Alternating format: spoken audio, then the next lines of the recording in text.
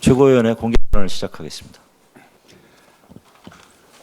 안녕하십니까. 조국혁신당 대표 조국입니다. 윤석열 정권은 희한한 사람들로 가득 차 있습니다. 윤석열 검사는 박근혜 대통령을 뇌물죄로 잡아 넣었습니다. 그런데 그 윤석열 대통령이 노동부 장관 후보로 지명한 인사는 박근혜는 뇌물을 안 받았다라고 강변합니다. 원칙도 기준도 없는 대동단결입니까? 그 후보자는 경술 국치 이후 한국인은 일본인이었다고 합니다. 이런 인사가 정상입니까? 온 나라가 딥페이크 사태로 들끓고 있습니다. 주무부서 역할 여성가족부 장관 자리는 반년째 비어 있습니다. 여성가족부 장관 후보자들은 모두 제 부처를 없애겠다고만 했습니다. 대통령이 자해 자폭을 할 장관을 부처에 보낸 것입니다. 이게 정상입니까? 의료 체계가 무너져 갑니다. 환자는 길거리를 전전합니다. 지친 간호사들은 파업을 할 참입니다. 그런데 복지부 장관과 교육부 장관은 용산 눈치나 보고 있습니다. 농가 부채는 한 가구당 4천만 원이 넘고 쌀값은 폭락하고 있음에도 빨간 약 바르듯 찔끔 처방하는 농림부 장관, 오락가락 금융정책과 세수 펑크로 국가 가계 부채가 3천조 원을 넘게 만든 기재부 장관, 일본이 식민지 불법성을 부정해도 입 닫고 용산 눈치만 보는 외교부 장관, 이들이 정상입니까? 제가 법을 만들어야 하느냐 라면서 대통령 배우자를 감싸는 법무부 장관, 가히 김건희 씨 개인 변호인 같습니다. 살아있는 권력 수사는 포기한 지 오래입니다. 방송통신위원회는 공영방송 이사 후보를 뽑는다시며 95분 동안 83명의 서류 검토를 끝냈습니다. 한 명당 1분 9초씩 점검한 것인데 관심법으로 뽑았습니까? 법원에서는 이러한 임명을 멈추라고 제동을 걸었습니다. 오죽하면 1919년 임시정부 수립이라는 당연한 사실을 인정한 문화체육관광부 장관이 야당의 칭찬을 받겠습니까? 넉 달 전에 사퇴하겠다는 국무총리, 작년에는 간호법 제정안에 대해 대통령 거부권을 건의하더니 이제는 이름만 살짝 바꾼 간호사법을 통과시켜 달라고 합니다. 군사정권도 일이 잘못되면 민심의 눈치를 봤습니다. 박정희 정권 1973년 김대중 납치 사건 때 전면 개각했습니다. 전두환 노태우 정권도 국면 전환을 위해서 개각을 했습니다. 윤석열 정권이 지침서로 삼는 이명박 정부 때는 어땠을까요? 미국산 소고기 파동 때 총리와 장관들은 사표를 제출했습니다. 박근혜 정부 때는 세월호 참사 때 총리가 사직했습니다. 윤석열 정권 사람들은 어떻습니까? 끼리끼리 자기들 배만 불리며 힘없는 서민 호주머니를 텁니다. 항의하면 귀를 닫고 용산 눈치만 봅니다. 집권 3년 차에도 전 정부 탓하며 국정이 왜 이 모양인지 설명도 못합니다. 국민의 분노는 임계점으로 치닫고 있습니다. 집값은 월급보다 빠르게 오르고 가난할수록 더 가난해집니다. 다쳐서 병원에 가도 의사 얼굴을 못 봅니다. 이제 국민은 더 버틸 여력이 없습니다. 서울대 보건대학원 유명순 교수팀 조사에 따르면 국민 절반가량이 장기적인 울분 상태라고 합니다. 10명 중 1명은 울분 상태가 심각한 수준이고 30대가 특히 높은 수준의 울분을 호소한다고 합니다. 국민의 이름으로 요구합니다. 책임지십시오. 한덕수 총리는 즉각 사임하십시오. 윤석열 정부 내각은 당장 총사퇴하십시오. 대통령실도 모두 사표를 내십시오. 검찰 출신이 아닌 사람으로, 친일 매국이 아닌 사람으로 교체하십시오. 정부에 들어가겠다는 사람이 정 없으면 부처 차관과 차관 보드를 장관으로 임명해서 통상적인 일만 하라고 하십시오. 나라를 더 이상 망치지 말고 나라의 기본 틀만이라도 보존해서 다음 정권에 넘기길 바랍니다. 황운하 원내대표입니다. 내일은 경술 국치일입니다. 대한제국이 일제에 병합되고 일제가 칙령 제319호로 조선 총독부를 설치한 날입니다. 윤석열 정권이 노골적인 친일 매국 행각에 나서고 있는 현재 경술 국치일이 알려주는 역사적 교훈을 한번 되새겨 보겠습니다. 대한제국은 외세에 의존하다가 망했습니다. 고종이 외세에 의탁해 권자를 유지하려다가 망했습니다. 일본, 러시아, 미국이 각축을 벌이는데 열강의 욕망에 편승해서 왕권을 지키려 했습니다. 어리석기는 관료들도 마찬가지였습니다. 청나라와 러시아 세력에 맞서기 위해서는 일본과 제휴하는 것이 좋다. 외교 암문을 지낸 김윤식의 말입니다. 윤석열 정권은 중국, 러시아를 견제하는 인도 태평양 전략에 자발적으로 참여했습니다. 중국을 버리고 일본과 손잡아야 한다는 게 윤 정부 외교안보 라인의 신념입니다. 하지만 인도 태평양 전략은 보통 국가를 꿈꾸는 일본이 미국에 제안한 전략입니다.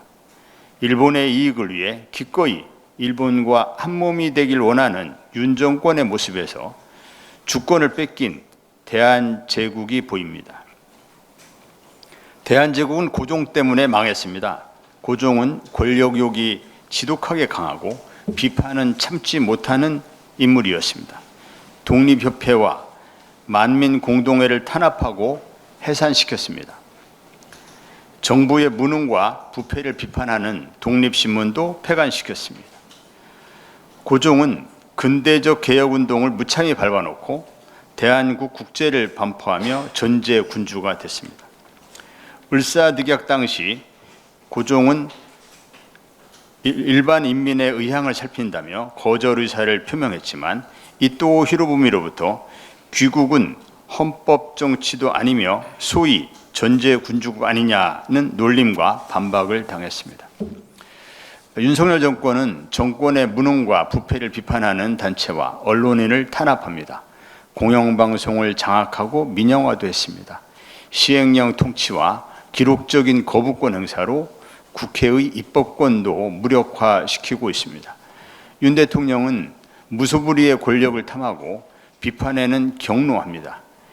일제가 대한제국을 먹어치우는 데는 무능하고 권력욕에 가득 찬 고종이 필요했습니다.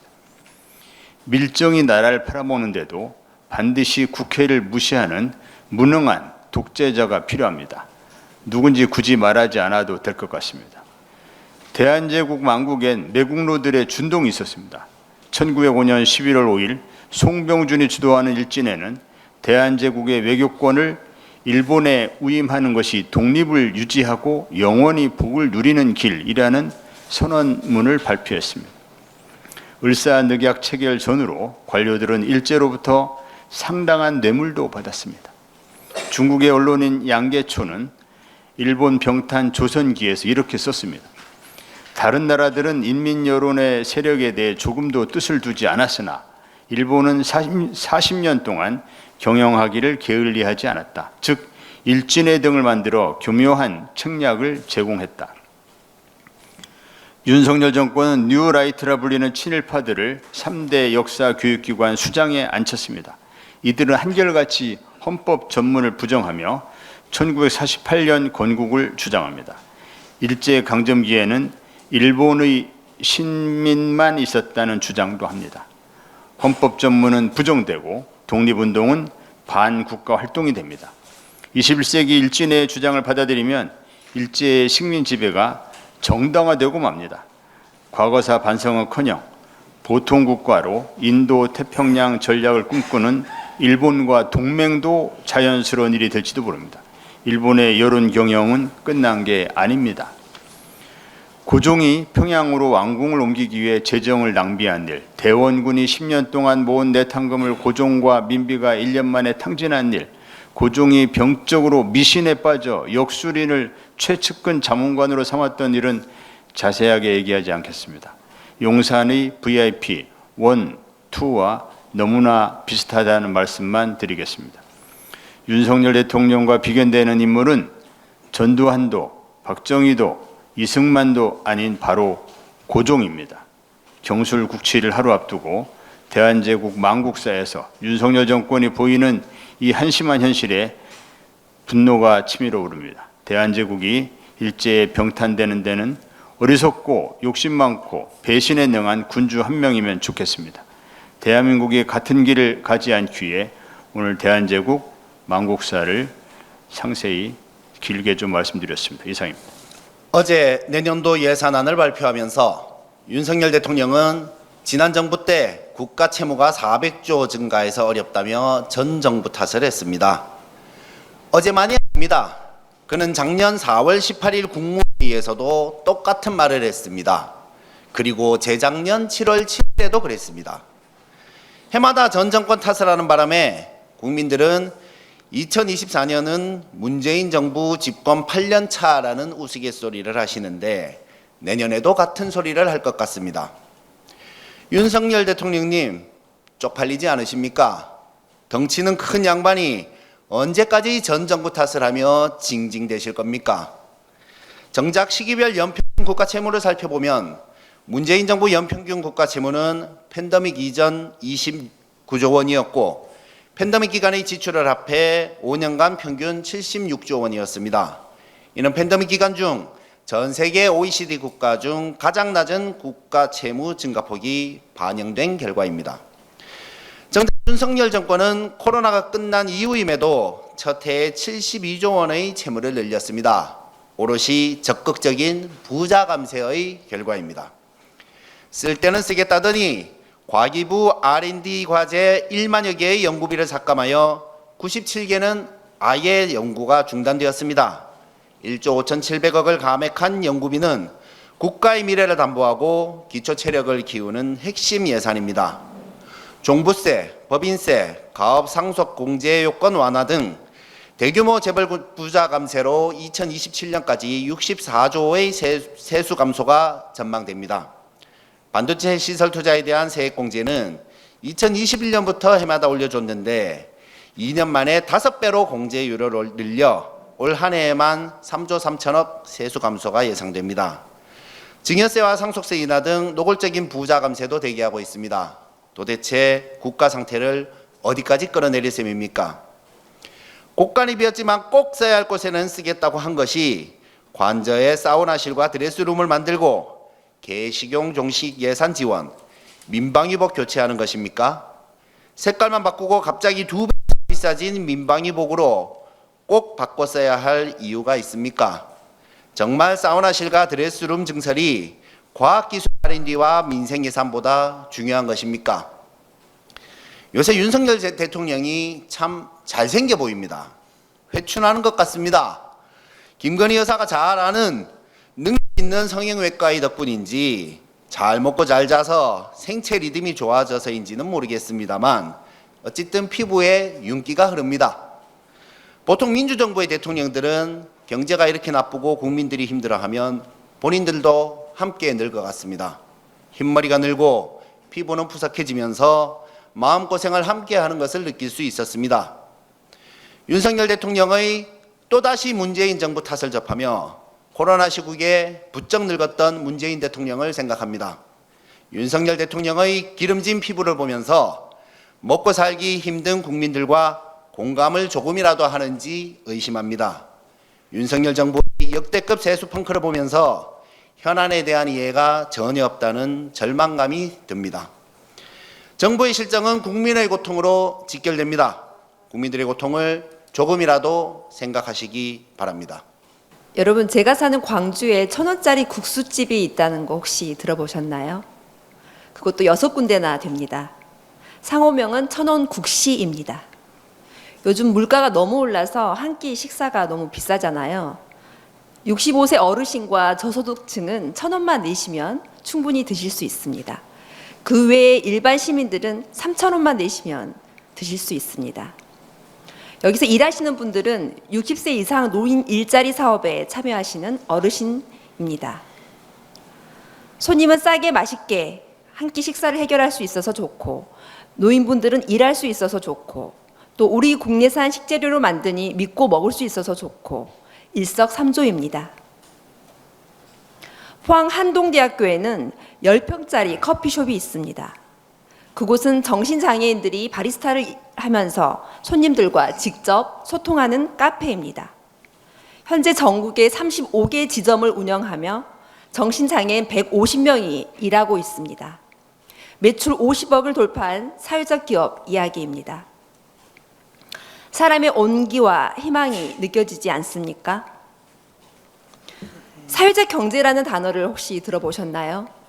사회적 기업, 마을 기업, 돌봄 기업, 협동조합, 노인 일자리, 취약계층 일자리, 사회 서비스, 착한 소비, 윤리적 소비, 이런 단어들을 떠올리시면 될 것 같습니다. 한마디로 사회적 가치도 창출하고 경제적인 이윤도 남기는 활동을 말합니다. 그렇게 번 돈의 3분의 2가 다시 사회로 환원되는 구조입니다. 윤석열 정부는 올해 사회적 경제기업 예산을 무려 60%나 삭감해 버렸습니다. 마을기업 예산도 60% 삭감, 협동조합 예산은 91% 삭감, 사회적 경제기업 성장 지원 예산은 100% 삭감, 아예 없애버렸습니다. 이쯤 되면 씨를 말려버리겠다는 뜻으로 보입니다. 광주에 살림이라는 이름의 사회적 기업 육성 협동조합이 있습니다. 2011년에 만들어져서 13년 동안 아주 성실하게 이 지역 사회적 기업 육성 분야에서 큰 역할을 담당해 왔습니다. 총 직원이 24명이었는데요. 올해 16명이 한순간에 일을 그만두어야 했습니다. 광주뿐만이 아닙니다. 전국의 사회적 경제에 관련 기관들은 지금 멘붕 상태입니다. 윤 정부가 그 일을 할 인력 예산을 75%나 삭감해버렸기 때문입니다. 전국의 사회적 경제 활동가, 중간 지원 조직분들, 운영자분들, 취업자분들이 모두 기가 막혀 하십니다. 윤 정부 무식해도 너무 무식하다, 아니 무자비하다라고 아우성입니다. 선진국 영국의 사회적 기업은 7만 개가 넘습니다. 100만 명의 일자리를 만들어내고 경제 위기 속에서 가장 크게 성장하는 분야입니다.